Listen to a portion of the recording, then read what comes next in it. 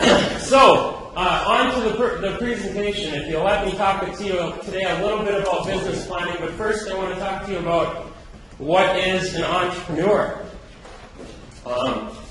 When we look or think about entrepreneurs, the first things that come to mind are what we call the litmus test, right? You read these articles online and they say you have to be sort of these things in order to be an entrepreneur. You have to be a risk taker. You have to be a maverick, right? You have to follow your gut. You have to, be a big picture thinker, take advantage of opportunities. Maybe you're competitive, you're a dreamer, and so on.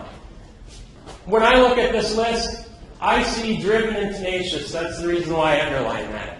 When people walk into my office, man or woman, I know within 5 or 10 minutes whether or not that person is going to go into business. That's how I know. Because they walk in and they say, Teresa actually came into my office a few years ago and they say something like this: I don't care what you say, I don't care what you think, I don't care about the resources I have or don't have, I'm going to start this business. Those are the people that go into business. Not the ones with the money, not the ones with the credit score, not the ones with the best opportunity. Now, I did not say I know who's going to be successful, right? They're just going to do it. So we find out later whether or not they're going to be successful. And one of the things is writing a business plan that adds to your success. I believe entrepreneurs are made, not born. I believe that these characteristics can be assumed, can be developed. I'm not a risk taker by nature, that's why I work for the government. Right? So, I think that little by little you can take bigger and bigger risks. You can fall down, get back up, fall down, get back up. It hurts a little bit less each time. So don't believe these litmus tests. Don't believe that you can't do what you want to do. You have to ask yourself, do you like these words? And I know they're maybe a little bit tough to read, so I'll read some of them for you.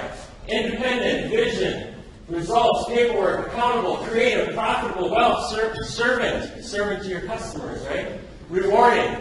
These are the things we tend to think about when we are not risk-averse people when we think about starting a business. Pardon me, I have to drink water. When we are risk-averse like I am, you think about all the red words on the list. Uncertainty, sacrifice, overwhelming, stress. Right? Failure, the opposite of profitable. Cash strapped.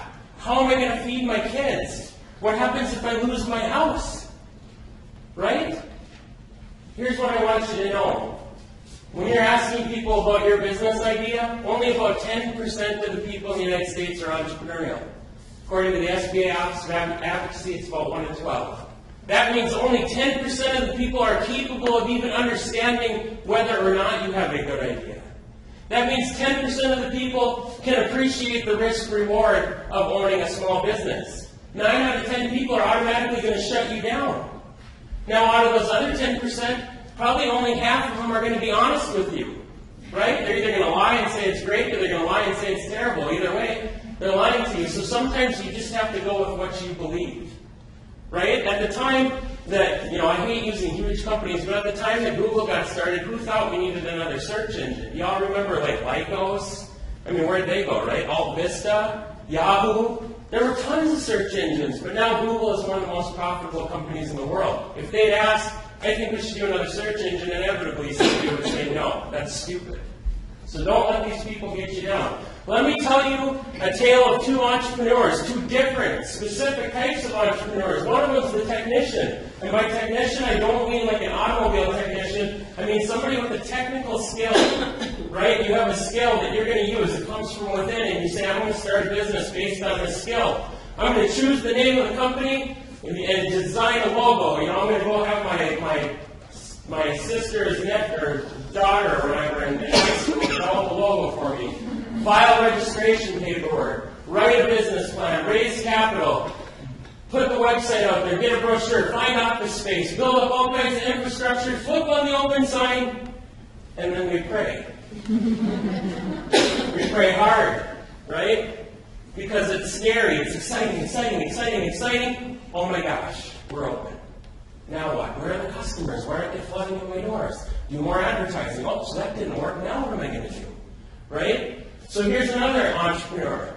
finds a hungry market, figures out what they're looking for, and value, figures out what the customer is looking for, what they value. Studies the market players, i.e. the competition, tests the waters. Can you all hear me okay? Mm-hmm. Okay. Loud talking people love loud talking people, right? All right. If there's no sales, they move on. They're done. They don't need that business. They change their business model. If it sells, now it's a business. You don't have a business unless you have customers. Test the waters. Find out what works, what doesn't, before you invest in all this infrastructure. Then finally, grow your business through product, process improvement, marketing, and so on. You don't need to sink your entire nest egg into something that's an uncertainty. I'm convinced that 90% of my business ideas, I've merely survived. 10% of them are the ones that work. You need to weed out those 90%. How do you do that? Before you sink a whole bunch of money into it, you got to plan and you got to test. This is what's known as an inside-out model, and this one's what's known as an outside-in model. I'm not saying that you can't do it this way. I'm just saying that before you do all this stuff, pull a few pieces from over here. You know, pull a few pieces. Do a little bit of test marketing with your friends or family. Get a few products, sell them on eBay. Try your service for free at a few places and ask them what they would pay for it. Okay? Test the waters.